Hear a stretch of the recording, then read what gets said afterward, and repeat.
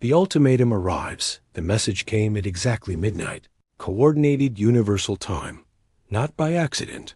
Dr. Sarah Chun realized as she stared at the holographic display floating above the Global Council's emergency meeting table. The Galactic Syndicate had chosen their timing carefully. Midnight on Earth meant the planet was split between day and night, symbolically divided, vulnerable. Ladies and gentlemen, Secretary General Hassan Okafor announced to the assembled delegates, his weathered face grave in the blue light of the hologram. We have 72 hours to respond to what can only be described as an ultimatum. The chamber fell silent. Representatives from every nation, every major corporation, every scientific institution sat in stunned quiet as the alien message played for the third time that evening. The voice was artificial, translated by quantum processors, but the meaning was crystal clear. People of Earth, the message began, the Galactic Syndicate extends an invitation to join the civilized worlds of this galaxy. We offer protection, technology, and prosperity. In return, we require your compliance with certain necessary regulations. Dr. Chun watched the faces around her as the terms were laid out. Mandatory technology sharing protocols. Resource tribute. Schedules. Restrictions on space exploration beyond the inner solar system. Surveillance monitoring of all digital communications. Military limitations that would reduce Earth's defenses to practically nothing. These terms are non-negotiable, the voice continued. Acceptance will bring your species into a new age of galactic citizenship. Refusal will result in economic isolation and the withdrawal of our protection from hostile forces that threaten primitive worlds. The message ended with coordinates for Earth's response transmission and a reminder of the deadline. 72 hours. Not enough time to debate, barely enough time to think. Another calculated move. Dr. Chun, Secretary General Okafor, turned. To her. Your assessment? Sarah stood slowly, her mind racing through decades of diplomatic training and xenological study. At 45, she had spent most of her career preparing for this moment, though she had always hoped it would come differently. This is not a treaty, she said, her voice carrying clearly through the chamber's acoustic design. This is a colonization. Document. Every clause is designed to make Earth dependent on syndicate approval for basic sovereignty decisions. She gestured to the holographic display, highlighting specific sections. Look at Article 7. All interstellar communication must be routed through syndicate relay stations. Article 12 requires our military specifications to be audited by their technicians. Article 15 gives them priority access to our raw materials at prices they determine. Murmurs rippled through the chamber. Dr. Chun continued, her analysis methodical and damning.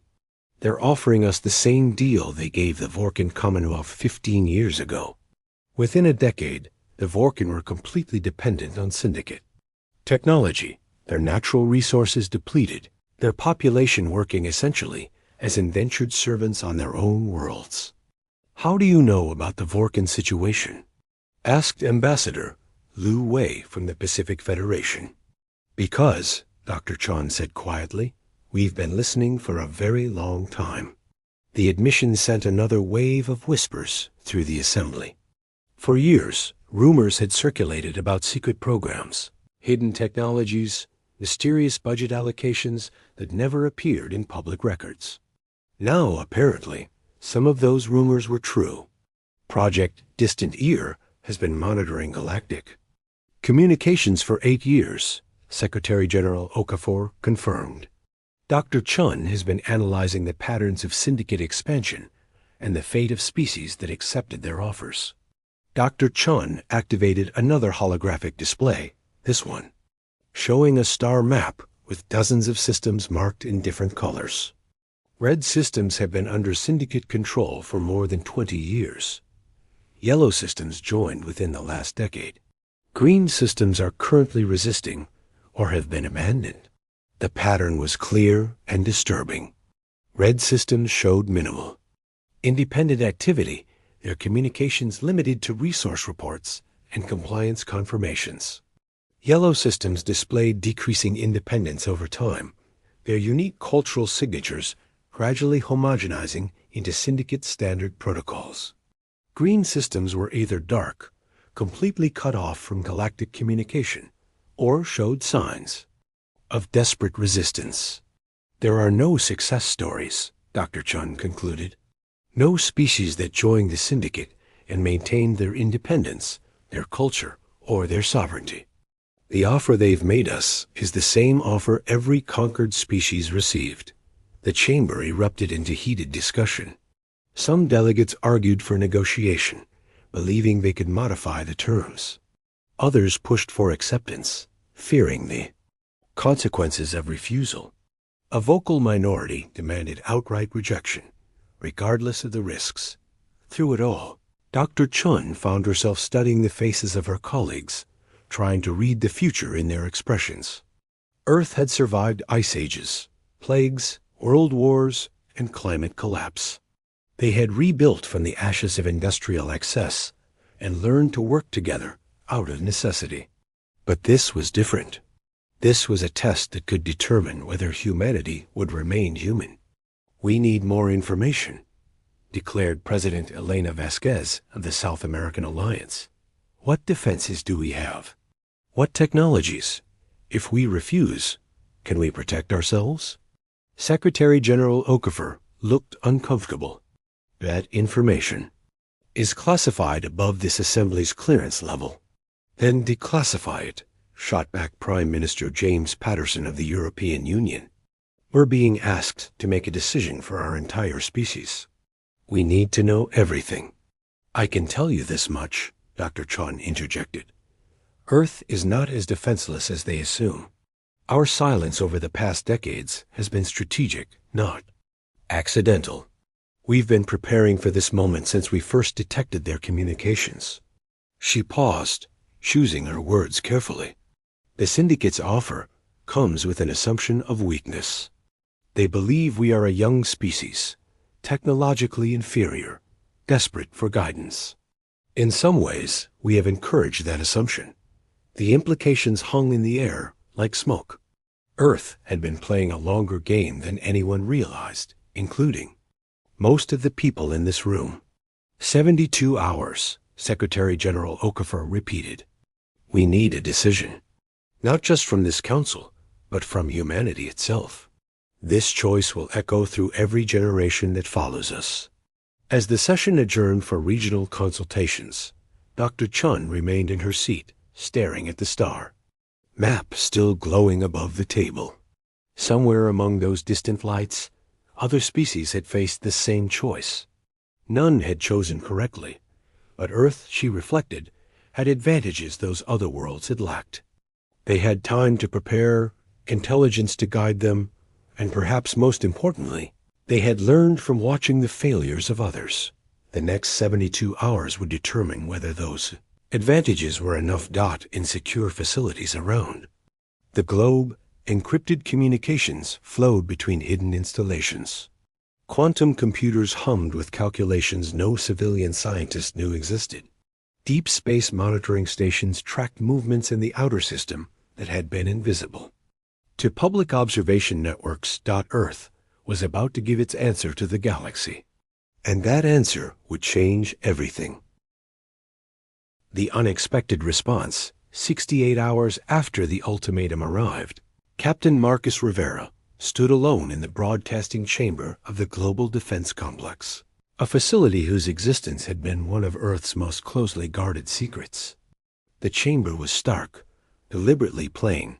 No flags, no symbols, nothing to distract from the message about to be delivered.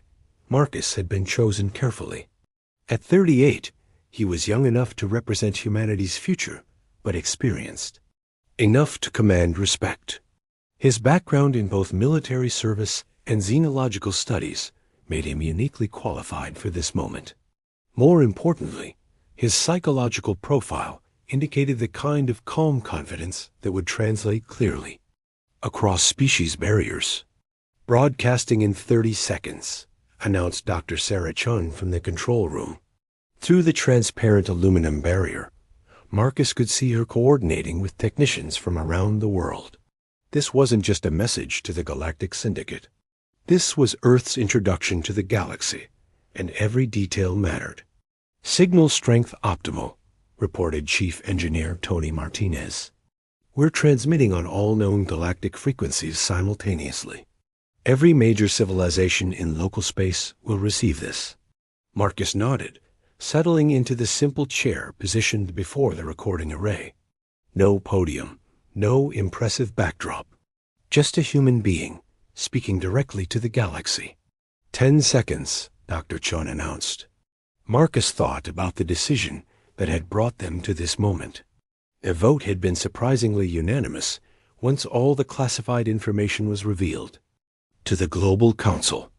Earth's hidden capabilities, their intelligence network, their preparations, everything, painted a picture of a species that had been quietly building strength while appearing vulnerable.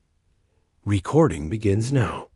Marcus looked directly into the primary camera, his expression calm but alert. When he spoke, his voice carried the kind of quiet authority that came from absolute certainty. To the Galactic Syndicate and all civilizations monitoring this transmission, he began. "I am Captain Marcus Rivera, speaking on behalf of humanity and the unified government of Earth.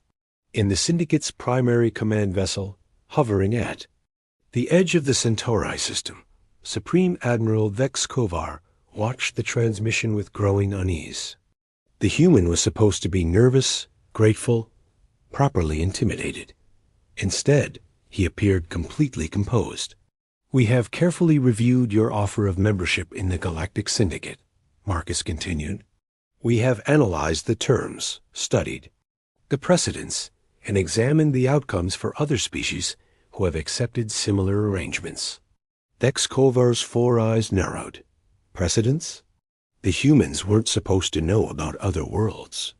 Their civilization was barely spacefaring, limited to their own solar system.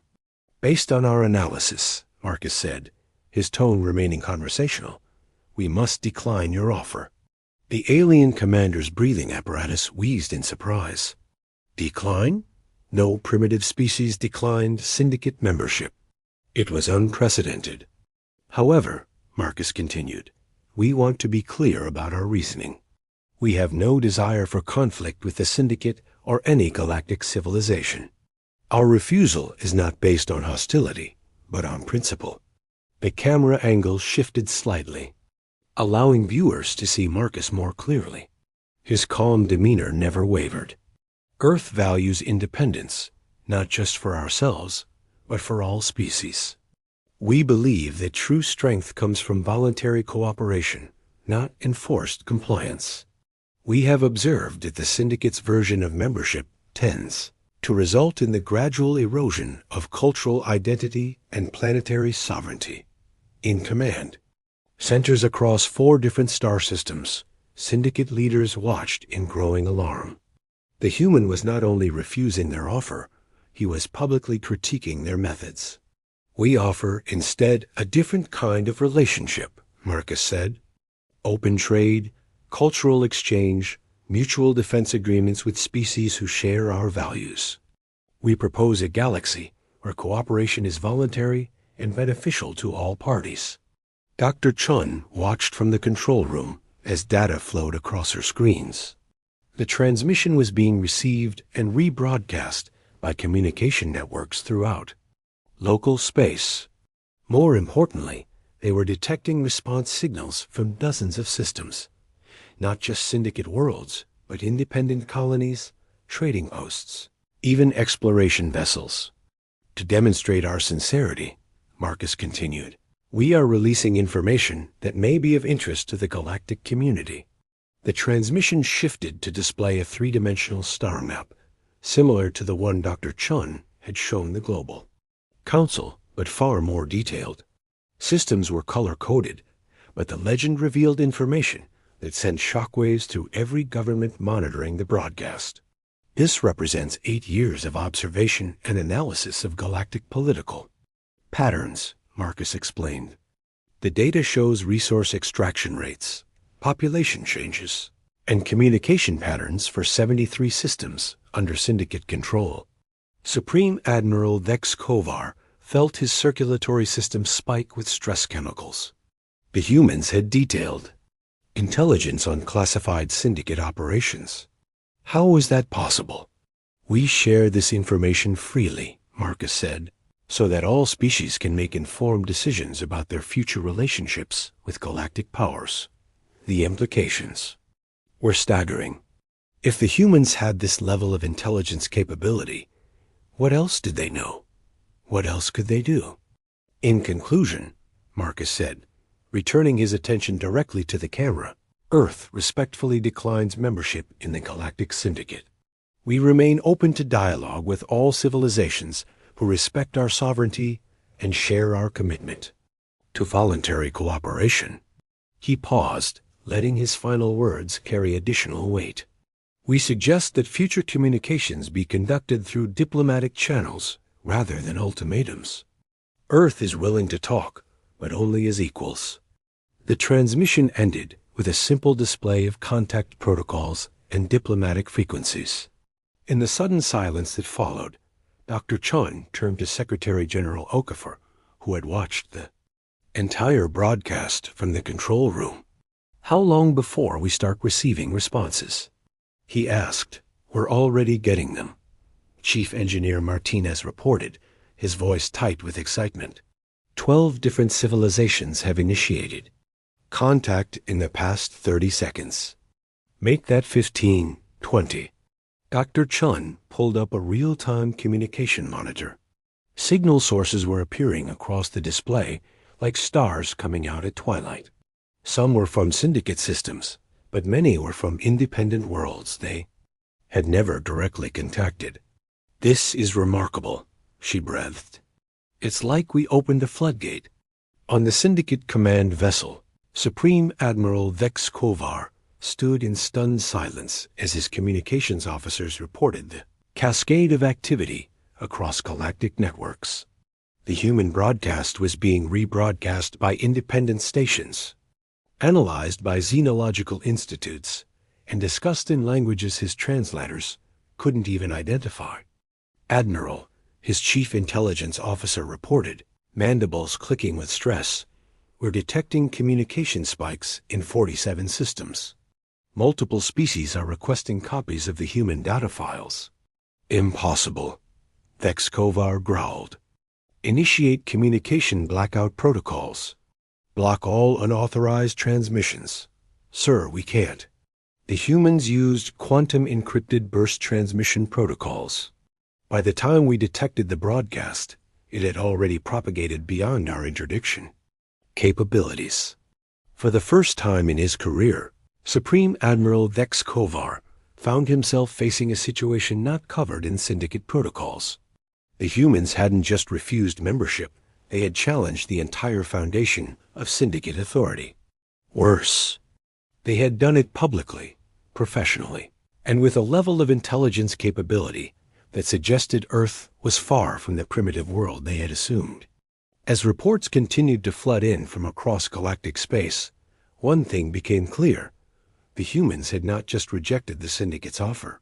They had started something that could reshape the balance of power in the galaxy. And they had done it without firing a single shot.